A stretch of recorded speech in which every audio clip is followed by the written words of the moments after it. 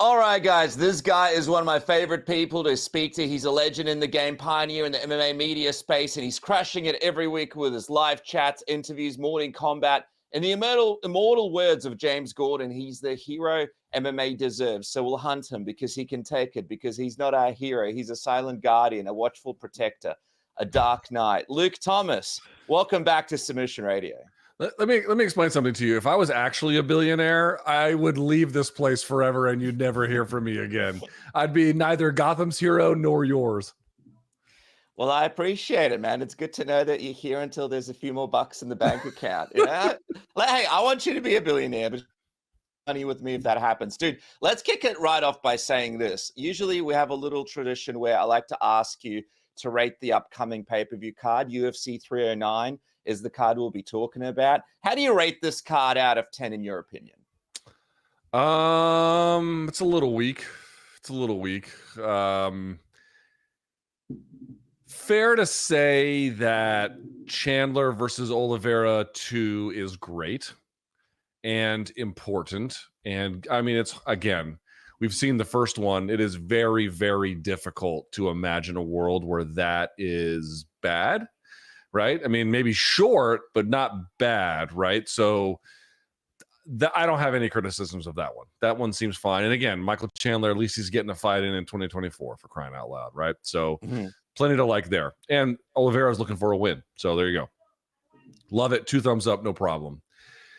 I can imagine a world where the main event is not necessarily a bad fight, right? Where it is reasonably competitive-ish or competitive-ish for a time, and then one or the other takes over. I suspect it will be Jon Jones, but, you know, who the hell knows, right? MMA is funny and like that. And so it's not like disappointing in that sense. But like the rest of the card, I'm not exactly sure why it's supposed to be like getting a high mark. Like, for example, I get why Chris Weidman, because like, I believe Chris Weidman versus Eric Anders opens the main card, if I'm not mistaken, right? Not a fight that you can't imagine wouldn't need to get made, but that one's got like UFC Apex written all over it. And I get that it doesn't, in the sense that Chris Weidman is, you know, from the New York area. He's from Long Island, and I don't know how much time he's got left. So putting him there in New York City makes some sense in that regard. But like, just, you asked me to rate the card, like just as a fight, I don't quite get it. I'm happy to see Bo Nickal on the main card, right? I forget if they put him on there or not. Yeah. Again, him versus Paul Craig, that should be fine for as long as it lasts. It's, you know, it's not like there's nothing to any of them, but like, here's also the reality. The co-main event is going to be good probably no matter what. The main event could be terrible. Eric Anders versus Chris Weidman could be terrible. Bo Nickal could either win or lose quickly. I suspect he'll win, but, you know, whatever. Like, there's just not a lot of meat on that bone. There's not a lot of fights between big stars in bouts of consequence. I mean, that's typically what I look for when I'm looking for something, or fights between surging contenders in bouts of consequence. The bouts, for the most part, mean something, not a great deal in certain cases.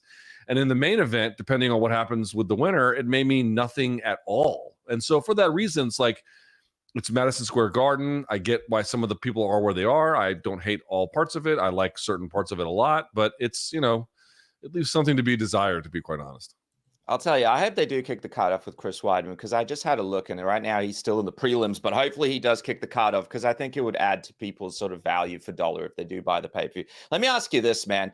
It's this Stipe Jon Jones fight. We're pre-taping this. This is dropping on a Sunday in America. But right now, not much buzz leading into this fight. Fans are like, all right, don't rebook it. We want to see Jon back, but we're not that like excited about the Stipe matchup. Better things can be done. And Dana White seems to be set on making this fight happen. Now, I mean, we've seen Dana White not like fights and like good fights, and those fights just never came together. But for some reason, this is one of those fights that he really loves and just insists on making happen this weekend at UFC 309. Why is Dana so obsessed with making this fight happen, in your opinion? I mean, we know why Jon likes it. Yeah, by the way, so I said Chris Weidman versus Anders on the main card. That might be the main event of the prelims, and then Marcio Hufi and James Long Top would be the other one, which could be fun because fighting nerds and all that kind of stuff. My best guess about this is probably 2 things. They probably know that Jon, either this is his last one or a very, very good chance it could be his last one. He has been a troublesome fighter for them, but he's also been an outrageously good one as well. He's been, at a bare minimum, important for the organization for basically as long as he's been there. Again, his first fight against Andre Guzmão was PFL, that's funny, IFL guy who made his way over. And that bout had some importance because not for Jones, they thought Guzmão might be a future light heavyweight contender, and all of a sudden here he goes, and then he was off to the races.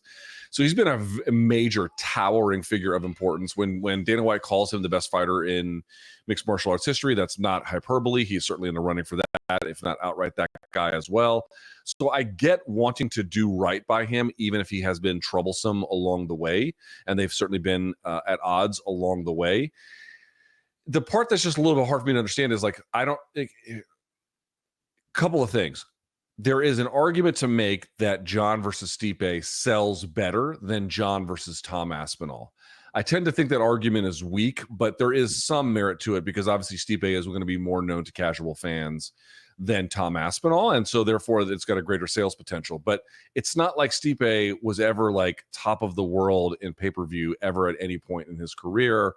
He has been gone for a significantly long time. The last time we saw him, he got wrecked by Francis Ngannou. Like, yes, he also is a celebrated figure. To me, it's like you can make probably the argument that you could maybe sell a little bit more this way, but you certainly have a interesting storyline that you could sell to casual fans. Greatest heavyweight of all time versus greatest light heavyweight and current champion. That sounds pretty good as a sales angle.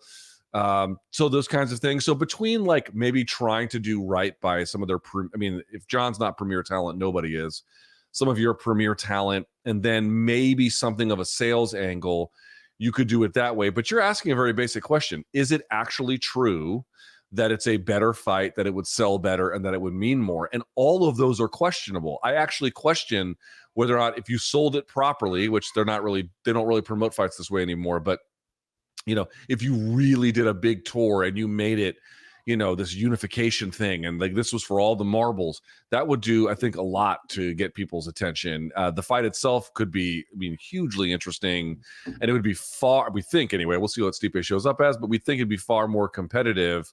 And I think it would be much more electric to certainly the core MMA audience. It's like all of the pillars that are supposed to make the fight what it is. And again, Jon beating this light heavyweight champion, now conquering the true heir apparent of this division after conquering light heavyweight for so long versus like we all love Stipe, but the last time I saw him walk out to the octagon, it looked like he was walking like Cornelius from Planet of the Apes. Like he could barely move. Yeah. You know what I mean? And so for all those reasons, it's you are pinpointing something that everyone else is pinpointing, which is that, okay, it probably is true that the Stipe and Jon fight can do those things that we're saying it can do, but it doesn't seem all that clear to me that the Aspinall fight, if handled correctly, couldn't do as many of those things or more. Well, Jon Jones himself had some thoughts on it. He spoke to Big Kev just recently and said, I feel Tom Aspinall I don't want to say he's a nobody, but he just hasn't proven or done anything. If there were to be a fight with a guy who's still on a UFC roster, who would not only be financially worth it, but legacy worth it, it would be Alex Pereira. I think a fight would go further. I think that fight would go further for my legacy. So he's just flat out just said, Big Kev, this is what's happening. This is where I'm at. What were your thoughts when you saw that? I saw you texted that over to me. We both looked at it at the same time. We're like, wow, okay. Ducking into an art form. I mean, it's you can't even say anything anymore. It's just textbook ducking. It cannot be anything else. Like sometimes we get situations where like fighters can selectively turn down fights. I'll get to that in a minute. One might be a little bit better for them or lead to certain better gains and whatnot. And you might say, oh, well, that situation applies here. No, it does not. This is as ducking as ducking. This is ducking. This is like you're asking, give me a great example of ducking. This is ducking.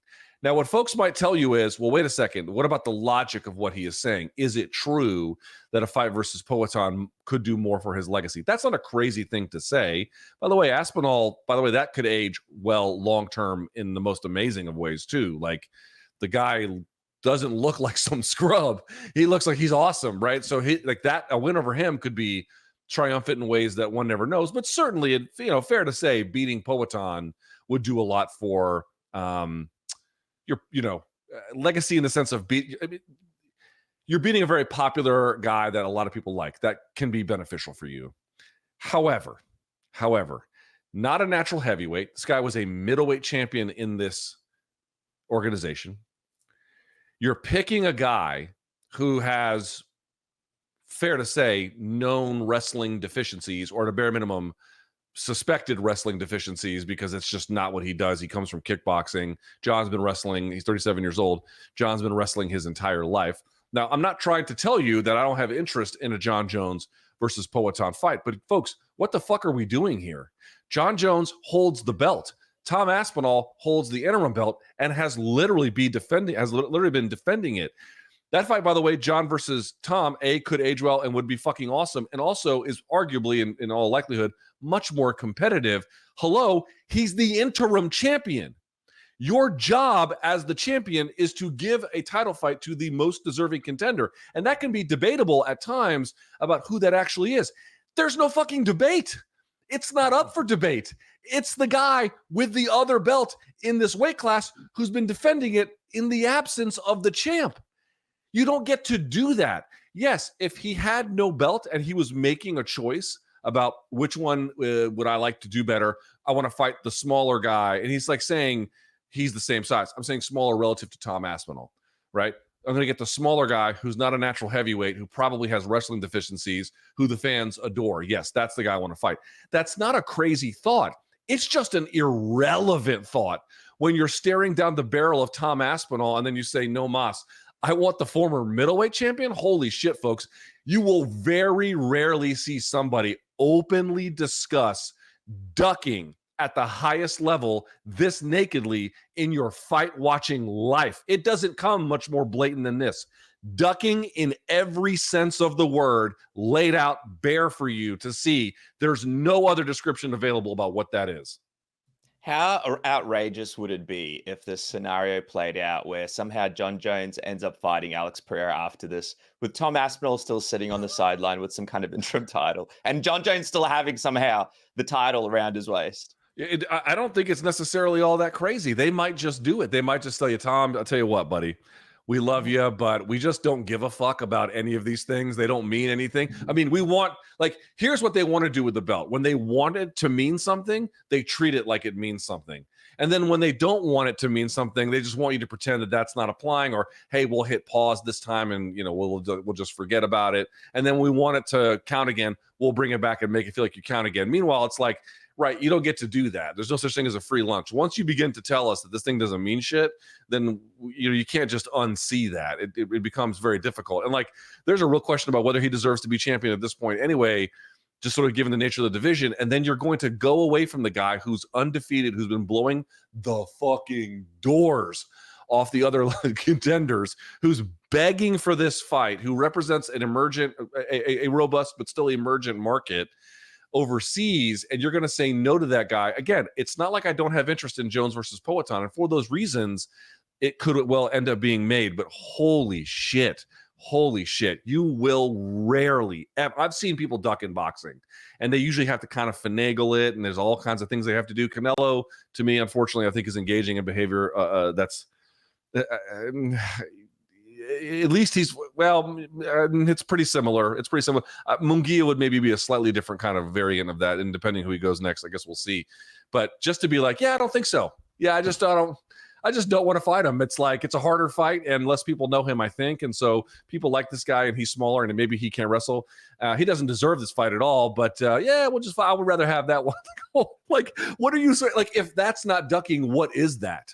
What do you call not unifying titles for a guy who's been defending the interim title in your absence? And by the way, not like eking through, demolishing these guys, turning them into bums that they're not, but like making them look that way. Holy crap. It will take a long, I've been watching the fight game a long time. It will take a very long time before you see something like this again. If you're in Tom's shoes, he's a nice guy. He's trying to do the trash talk. He'll probably be there on the night. He'll probably try to get in the, what would you do in Tom's shoes if you were in his shoes right now? Honestly, I'm not saying you have to go the Colby Covington route, but being the buddy guy is, what has that done for him? What has that done? It's done nothing. You know what I mean? Like, what is that? And listen, I'm not telling him, I want to be very clear about this. I don't believe in telling guys to do things that they don't want to do or be somebody that they're not. I think that ends up getting people into places where they're unhappy. They make mistakes. They just don't want to do that stuff. That's really, I'm not telling Tom Aspinall to be anything other than what he is. And again, that might result in them just telling Tom, you got to defend this fucking interim title again.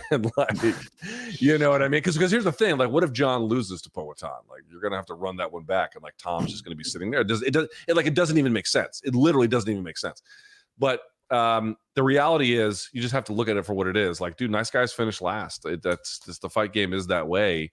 You know, sometimes nice guys can get ahead in the sport. Max Holloway's obviously done extremely well, but in terms of like trying to get a fight, you can go too far and do the Shannon the Cannon Briggs thing where you're following the guy in your wakeboard and, you know, what's up, champ? But, you know, in general, the reality is closed mouth don't get fed. You really, really have to go after these guys and, you know, create an incentive for the fans to like, that's kind of the reality. The one sort of logic to Jon's argument here is that, you know, the fans so love Poatan and would love to see him in heavyweight, including me, I'm sure, and including you, right? Yeah. That they wouldn't really protest. I mean, there'd probably be there would be some protests for sure, actually. But in general, they would probably look the other way by fight time because they would just want to see what happened. He has to create a world where that decision becomes much harder to make. And you have to do that by actively lobbying your case and just kind of being nice and waiting for people to come around and do nice things for you. This is not the kind of game where that goes that way. Quick break to thank MANSCAPED and NORDVPN and SAILY for bringing you these programs here today. I want to talk about MANSCAPED first. What? Boom! The Chairman Pro Electric Foil Shaver is here. It is the game-changing tool that brings the luxury of a professional shave right into your home. Whether you're after that daily silky smooth finish or prefer to maintain a rugged 5 o'clock shadow, the Chairman Pro Electric Foil Shaver is your go-to for precision and style every time. Head over to manscaped.com and join over 11 million men worldwide who trust Manscaped by using the code word submission for 20% off and free shipping now. And what makes the Chairman Pro so special? Well, what about the Skin Safe blade heads? Skin Safe full blade foil for that close, smooth shave when you're looking to go completely clean.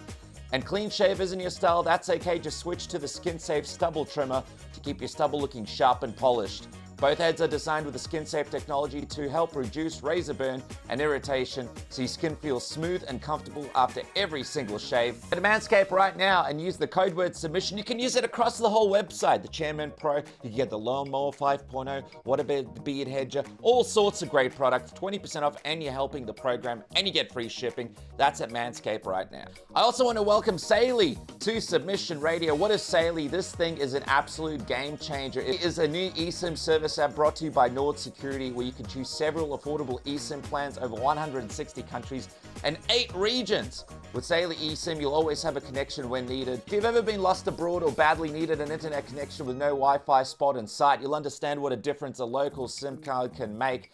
An eSIM provides the internet connection wherever you travel and saves you money on roaming fees. All you got to do is have a look at this. You just download the app. Here I am here. I want to travel to Thailand, so I choose that, and boom, it's that simple. All you guys got to do is download the app, go through the prompts, and you guys are sorted. Global and regional plans. You save time. You don't have to wait in line at airports to get a local SIM card. You stay connected. No more wandering around looking for public Wi-Fi. All SAILY eSIM plans are compatible for iOS and Android devices. So what are you waiting for? Download the SAILY app now. Use the code submission. Or click the link in the description, saily.com/submission to get an exclusive 15% off and travel in style with SAILY this festive season. And by the way, guys, while you're traveling in style, why not jump on NordVPN as well? There's exclusive deals right now for Black Friday for all Submission Radio listeners, where you get massive savings plus 4 months extra. That's 4 months extra, and you get that 30-day money-back guarantee. So why not try it today and see the NordVPN difference? And don't forget, you can use one NordVPN account across 10 devices with one single VPN subscription. Don't forget, you can get cheaper prices on things like pay-per-views, airlines, product, all sorts of things, online subscriptions. NordVPN has you covered. Jump on today and go to NordVPN/submission or click the link in the description below. Get that big saving 4-month extra for free thanks to the Black Friday exclusive deal, and jump on now before it's gone. That's NordVPN.com. And now back to the program. I just want to switch it up for a second, man. I saw Stipe. He did an interview with Damon Martin on MMA fighting. And, you know, Damon's obviously a great guy. He's got great relationships with his fighters. But, Stipe looked like he was in a hostage situation and someone was about to like burn his house down. I got to ask, like, obviously Stipe, great guy behind the scenes. He has a real sense of humor. People don't realize this. Obviously a firefighter, so he's done a lot for his community. But in terms of an interview, do you think this guy might potentially be one of the hardest / most difficult interviews to get something interesting out of? Like, it's literally one word answers. And sometimes he does kind of look like he'd rather be anywhere else but speaking to people. And he's got this big fight coming up. It's kind of like, it's going to be Jon, I guess, building this one up, or I don't know. Yeah, I mean, he's the worst interview in the sport. Is that what you're saying? Yeah, like, I'm trying to figure out, is it like the all-time, like, worst into, like, he's up there. You know what, though? I'll tell you what about Stipe. Like, I don't think he should be in this fight. He could win. I mean, again, MMA is crazy. Anything can happen. But I don't think he'll win, right? Most people don't. The odds makers certainly don't. I guess we'll see. But I actually kind of like the way he's handled his career. Now, here I am telling you, closed mouth don't get fed, because Tom Aspinall's at a stage now where, like, choices can be made and have been made around him where they've kind of pushed him to the side for this very reason. But at the same time, I go back to what I also said, which was you got to just be who you are. And, you could play it up a little bit. You could play at the margins for sure, but you have to be comfortable with what you're doing. Stipe basically punted on ever being a media star. He didn't really want it, and he never really tried. And honestly, it makes it hard for folks like you and me, but I kind of applaud that, to be honest with you. Dude, the fight game is filled at every level. Managers, fighters, media too, fans, promoters, sponsors. It's filled with outrageous, weird-ass people. It is the Mos Eisley Cantina every time you walk in, bro. Every time. You don't know if the bartender's going to serve you a poison drink. You don't know if Han Solo's going to shoot you in the corner. You don't know shit. You don't know anything. It is a weird, disturbing place. And here's a dude who's an EMT and a firefighter who just happened to be during his prime. He give you one of these, and he got a couple of belts along the way. I mean, it's just incredible. What he was able to do, but he never tried to milk the other side, because the fight game is obviously both. It is what you can do, and it is what you can make people care about. And he made them care about his fighting by being a good fighter, but he never cared about it by, like, fostering an image or, trying to be somebody who was looking for microphones at all time. He didn't care about it at all. I have to tell you, in a world of totally abnormal people, a normal person doesn't, like, fit in the sense of it makes the machine go, but he held on to exactly who he was through a long MMA career.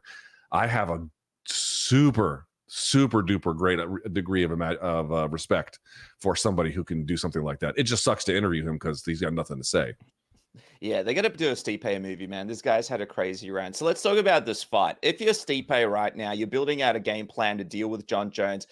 You'd be going off a lot of footage from his light heavyweight days, because we didn't see much in the Cyril Gane fight. But what do you think is the game plan or the path to victory for Stipe here if he does want to beat Jon Jones?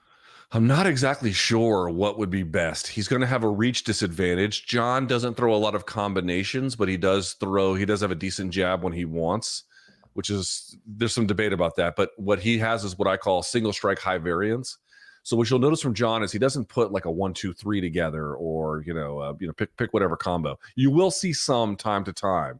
It's not like he never does it, but what he typically does is he'll throw a right hook, and then the next time it's a teep up the middle, and then the next time it's an overhand left, and then the next time he'll change the angle and then throw a shot to the body or something like that. He's always just really got these unusual patterns of how he mixes it up. The guy can fight. I mean, there's really no question about it. How well he can fight now, again, with all the age and everything, we don't really know. But in his prime, that was what his calling card was. And he's very good about keeping guys at range. And if he doesn't, he's very good about controlling that range mitigation and then the clinch itself. He's obviously very powerful. He's got good takedowns there. We've seen how good his takedown defense is more generally. Like, dude, Stipe is kind of up against it. And it's not like Francis, where you had to kind of be very cautious on the outside because he just has tremendous thudding power.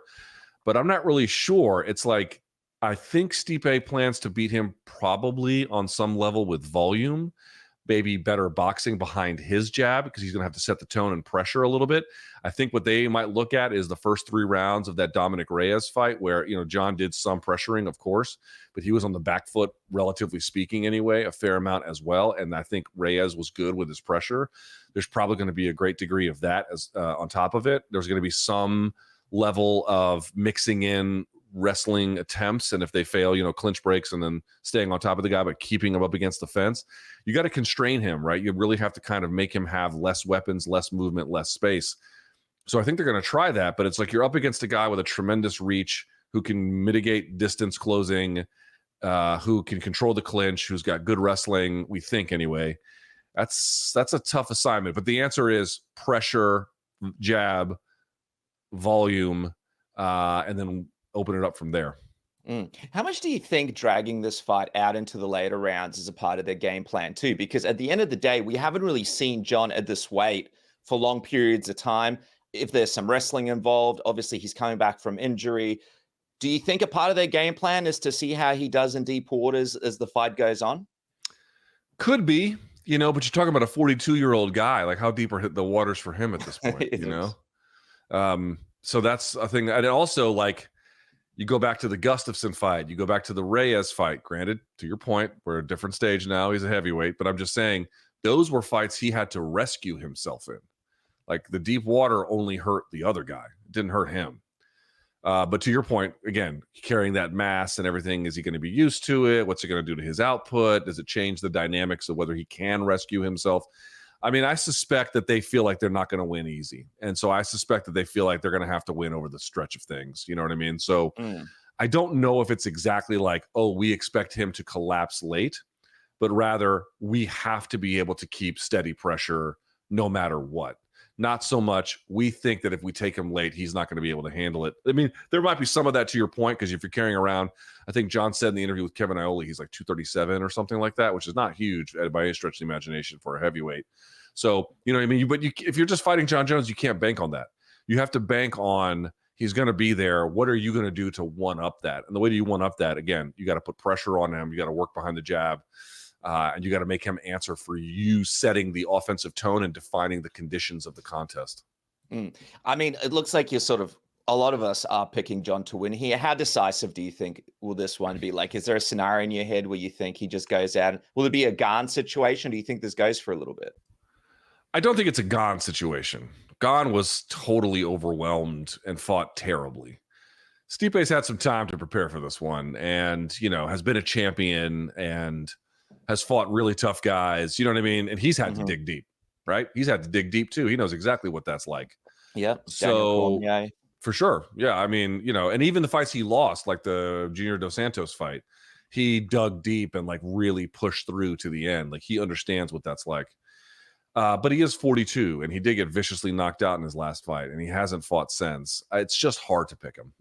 It's hard to pick him. You're talking about a guy who is not going to be a huge heavyweight, but certainly big enough, who's the best light heavyweight to ever do it, and is not old for this division at all, and has had to prepare for a 42-year-old opponent off for, a presidential cycle, basically. The thing is, I will say that there is still something to be said for Jon Jones. Like, I couldn't quite tell what was happening at the end of his light heavyweight run.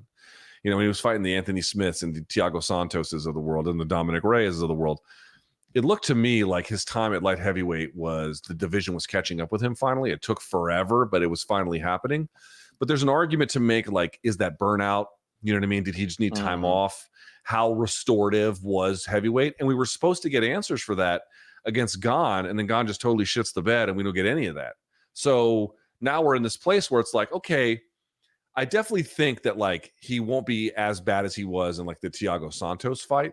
But is he going to be the guy in, like, the second Cormier fight? I don't think we're going to get that either, but I don't think he has to be. I think he has to be somewhere in the middle. Should be enough.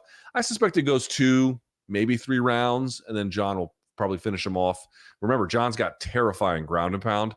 That could be a thing even from Turtle.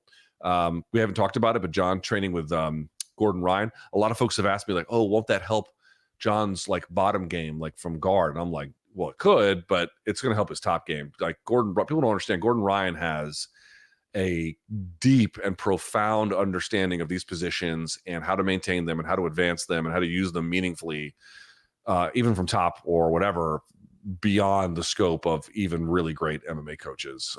So yeah, I just feel like I don't know what the case would be to pick Stipe. If you're in his training camp and you know something we don't, well, that's different, obviously, but from the outside looking in, it's really, really hard to find a way to pick him. But like I said, dude, MMA is crazy.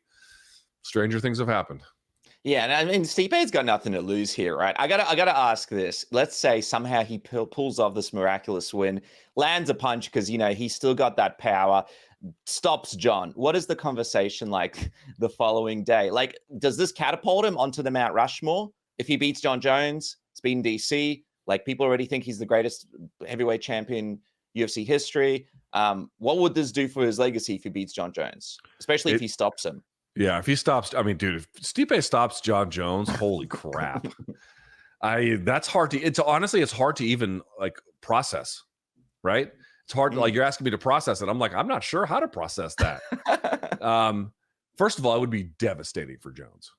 Devastating. Because even if there's a rematch and you win, we're talking, you're positing like no, there's no referee intervention or, whatever. Like no injury or something, and you just flat out got viciously KO'd. Like, holy smokes, that would be so bad for a guy who's basically trying to be the Mayweather of MMA. And then it's like, you mean to tell me you got beat by Stipe in the scenario you're positing, and you told the world you didn't want to fight Tom Aspinall? Like, holy shit. Yeah, no wonder you, I mean, it would only make the ducking look it's hard to look much worse, but it would make it look even worse if something like that were to happen. But you're asking about Stipe. I mean, dude, you'd be the guy, the first guy to beat Jon Jones. I mean, I know there's Matt Hamill, but you know what I'm talking about. Like, beat him. And then you're also the first guy to stop Jon Jones and Daniel Cormier at heavyweight. You were already the most decorated UFC heavyweight champion. Yeah, dude. I mean, this is lifting him into a stratosphere that honestly, I'm actually having a hard time processing what it would do, because it seems the probability seems so remote, because maybe he could win like a 3 rounds to 2 kind of thing, I don't know, but like straight up stopping Jon. Listen, the first person to really beat Jon Jones, the first person especially to stop Jon Jones, is going to have their legacy transformed. It's just as simple as that. Dude, it's unbelievable. I got to talk to you about this co-main event as well, because you mentioned it. It's a great fight between Michael Chandler and Charles Oliveira. Obviously, we saw UFC 262. Michael Chandler did have some success earlier on in the fight. It looked like he kind of caught Charles as well. What do you think he needs to do differently in this rematch to win this fight?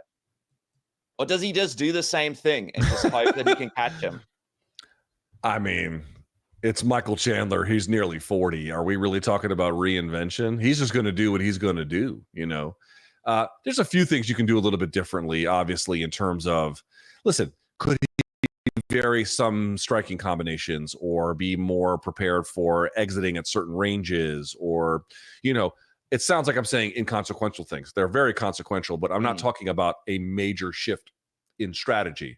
I'm talking about a modest change in tactics. By the way, folks, a modest change in tactics can have enormous consequences. Oh, you mean punching Daniel Cormier in the belly can ultimately lead to total redemption and revenge? Yes. Turns out it can. You don't have to do anything else different, just that. And it worked. It totally worked. So this is what I mean. But listen, dude, the guy comes out a million miles an hour. He fights the way he fights, hard. I will say this, based on Saryukian wrestling him to like a boring but basically clear win, that might be a different thing. That might play a role. You might see him try to steal a couple of rounds that way, soften him up, get some ground and pound going, rather than more nakedly trying to strike it out with him on the feet, which obviously you saw when Oliveira reset the range in their second fight in the second round. He was able to stop him, because you feel like on the feet, probably a matter of time before Oliveira lands something. So I suspect that maybe in terms of any possible major switch, more top control wrestling. And by the way, when I say that, I mean chest to chest in his guard. You start standing above him, and that's when all the De La Riva and then reverse De La Riva starts, right? And that's when you get all the problems. But if you can take him down inside of his guard and then really collapse him and then slowly begin to work a game there, you can steal around, soften him up. That could be a little bit different. But I just feel like asking Michael Chandler to not do Michael Chandler things probably seems like a waste of time. I mean, every time Charles Oliveira cuts weight, he looks like he's about to die, right? He's like a character out of some kind of crazy fictional Tim Burton movie. What kind of Charles Oliveira are you expecting to see here at UFC 309? And like, what's your biggest question for him? Because no doubt about it, like, no matter how well that weight cut goes, every time you make those, the older you get, like, it takes something out of you. could take a potential part of your chin, could take a potential part of your stamina, different sort of things. What's the biggest question for Charles Oliveira as he steps in here 3 years later against Michael Chandler? He obviously had the loss to Islam. He had the loss to Armin, neither of which you would imagine are you're incapable of achieving redemption from. What is he, 35? I think he's 35 years of age, something like that. But he's 100 years of age in 5 years. Yeah, he's 100 years of age in 5 years. Yeah, Michael Chandler might be 102. You know, it's a little. he's up there as well. I honestly feel like Charles Oliveira has so many offensive weapons that I don't really worry about, like, could he get the job done? He can get the job done in the perfect scenario. Well, not perfect, but in many scenarios against almost any other guy. You're asking about, like, what about the weight cut and, like, the miles and whatnot? Unless he's really gun shy, which is something he's very much overcome. That was a problem at 145. It's really not a problem at 155. You're talking about cutting weight. This is a 5-round fight. So, like, excuse me. Yeah, it's 5 rounds. So, you know, your training has to kind of put you in a place where the weight cut should come a little bit easier by virtue of the volume of training that goes into it. If you know what I'm saying, like, right, because you have to just do that much more work, so that your weight should be that much more on point. He's also done this a lot. Like, you should know how to cut weight at this point. Although I agree, it looks like like he's getting baptized. You know what I mean? Or trying to survive like a SEAL week at the last, like, minute when he's when all his teammates are around him and stuff like that. You know? Yeah. But I honestly, I'll be honest, I don't quite share the same concerns you do about him, or you seem to. I think they're fair to ask. I don't mean to suggest otherwise, but nevertheless, you know, a guy this experienced, this good, with this many tools, can he get back to the title? Is this, you know, that's a tougher question. I don't really know. Maybe with this win he could, with a win I should say he could. But I don't personally have a lot of questions about his fitness or readiness for a rematch like this. I feel like he's tailor-made, might be a strong word, but this is a good opportunity for someone like him. It's interesting with Michael Chandler, you know, Javier Mendez, Islam, they seem pretty keen on fighting him if he wins after Armin. So he's sort of set in a potential title shot, or maybe he gets this fight with McGregor, who really knows. But for Charles Oliveira, the path might be interesting, right? Because the division is in an interesting place. You got Max Holloway, he's got this BMF belt, so whatever that's worth now after that loss. You got Dan Hooker, you got Justin Gaethje, you got Dustin Poirier. How would you sort of slot these guys in together right now to make things make sense? Who would you even put up against, for example, Max for this BMF title if it was up to you? Man, there's so many, dude. There's almost no wrong answer. So you Dan Hooker's great. Dan Hooker's great. You wouldn't do Max versus Justin too. That wouldn't make a lot of sense. Okay.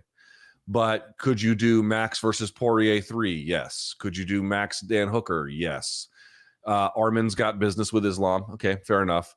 Could you do, to your point, the winner or the loser of this bout? Now, the winner probably wouldn't take it because they would want a title shot. But let's say Chandler loses. Do you do Chandler versus Max? Yes. Could you do, just in theory, could you do Oliveira versus Max? Yes. How about Conor McGregor versus Max? Yes, right? No one's talking about that. Right. So, I mean, this is what I mean. There's no wrong answer. And we saw Max come out in this week and be like, yeah, I'm going to my futures at 155 for very good reason.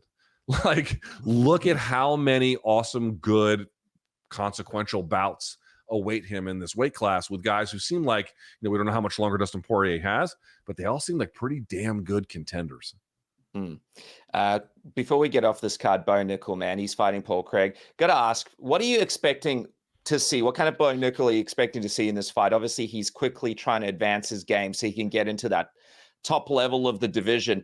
And, you know, he's spoken about the fact that he feels like he's only got a couple of fights till he's sort of fighting the best of the best. What do you sort of, do you think he's ready for that trajectory yet? Or do you want to sort of, if he does beat Paul Craig here, do you want to see him stick around and get a few more fights under his belt before he goes into deep waters with the best guys in the division? Yeah, so this is the problem with fighting Paul Craig. Well, I love Paul Craig. We interviewed him when I was in London. Like, he's a hilarious, awesome guy.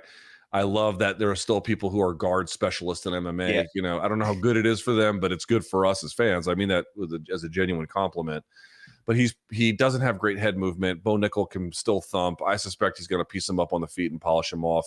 I mean, you have to know, just don't get in Paul's guard, and I'm not gonna say everything will be great, but that eliminates a significant threat, right? So from there, it's like, this is what I mean. Like when Jon beat Cyril Gahn, we were supposed to get answers, and it's like, well, Jon did what he could, but Cyril didn't help us understand any more about Jon at heavyweight. We didn't really get a keen look at it. Like no cracks in the armor were emerged because unique challenges were posed. I still feel like we're there with Bo. Bo he's got all the ability in the world, and I understand there's some people that maybe are a little bit like skeptical of, like, they don't like people that are heir apparent, at least, heir apparent as the UFC sees them, rather than like heir apparent as the fan base lifts them up. There's two different ways, but he's got a bright future no matter what. It's just, I don't think it makes sense for a fighter to try to advance too quickly. Like they want to get title shots too quickly until you've really had given your game a chance to mature. And maybe his game's mature, but we have no way of knowing that. And what we've seen, like up to this point, like in the Cody Brundage fight, it's not mature. It needs some work. Like Paul Craig seems like another kind of fight that's going to be fun, but we're still not going to really understand exactly what he's got, nor is he. Yes, I would like to see him with a big win here fight other good contenders so he can get better, and then we can better understand what he's got. Are you sold on him being a future champion, or do you still need to see more? I need to see more. I thought coming out of Contender Series, like he was going to be flying up the ranks much faster. But partly it's just he's been, I'm not going to say inactive, but not as active as I thought he might be. So that's part of it. But, I am sold on his potential. But potential is what? I mean, it's theoretical. It's a perception. It's an idea. It's not reality. Reality is what you do. And I think that what we've seen certainly gives me some hope, but there's just more that has to get answered. Like you're from Australia and a lot of your audience is Australian. Like, dude, what he did in American college is insane what he did. Like, it's just absurd, the level of dominance that he had. It's like, it's hard. You can look at the accolades, but it's hard to describe. So he seems like somebody you just don't, I understand you don't want to push people before they're ready, and the fans don't like it when you do. It also seems real dumb to be like, yeah, he ain't shit. Like, let's see what he can do, especially if he can get the kind of matchmaking that can iteratively, I think I'm saying the word right, in iterations, give us an increase, or I should say more like this, maybe a better way to describe it, a graduated set of opponents that give us a better look at exactly what he's got, and also that test him so that he knows exactly, because all these guys think that they can be champions. You have to prove it. So let's see what he can do against proven credentialed opposition. Paul Craig's is a fun one, but there's more to go. All right, man. As we wrap up, a big week in combat sports, what is the plan for you and Brian Campbell at Morning Combat? How can we watch all the content that's coming up? Of course, there's going to be some live watch-alongs on your channel, on your YouTube channel as well. What do people need to look out for? Yeah, I'll just tell them my channel, youtube.com/Luke Thomas. We're definitely going to watch the Tyson and Paul fight together. Oh, I can't wait to watch that. I mean, watching that. It's going to be so good. It's going to be crazy. It's going to be dumb, but it's going to be what it's going to be. So I'm gonna be present for it. So beyond that, certainly post-fight show, breakdowns, the whole 9 yards, youtube.com/Luke Thomas. All right. Well, thank you so much, Dark Knight. I appreciate you joining me. It's going to be an interesting week of combat fights, and make sure to check out Luke's channel and see all the content. Thanks, Luke.